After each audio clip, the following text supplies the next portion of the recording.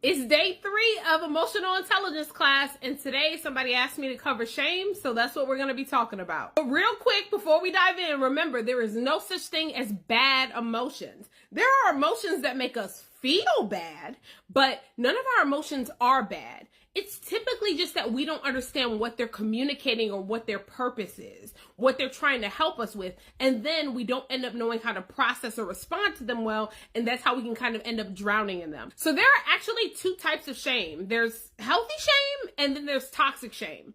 So we all started off life experiencing healthy shame.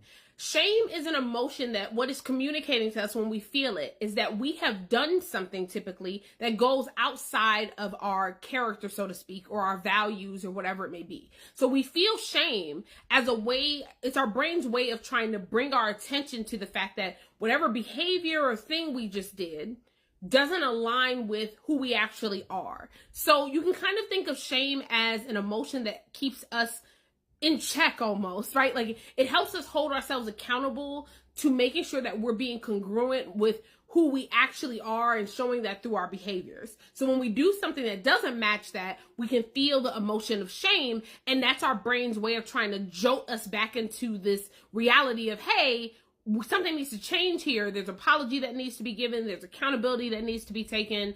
And there needs to be a shift back to whatever the healthy behaviors are that align with who we actually are. So that's healthy shame. Toxic shame, on the other hand, is a whole different story, and it's something that we need to unlearn, and it's rooted in trauma, typically. So a lot of people develop toxic shame as a trauma response.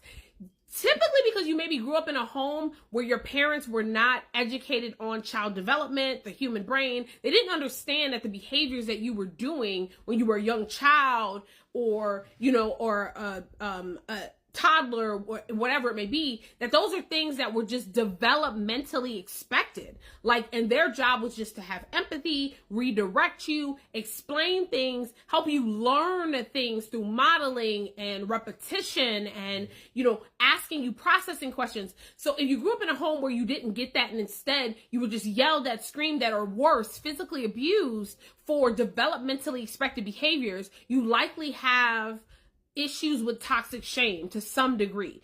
Toxic shame is when we feel shame in situations where we shouldn't. So holding a child accountable for something that's developmentally expected would lead to toxic shame.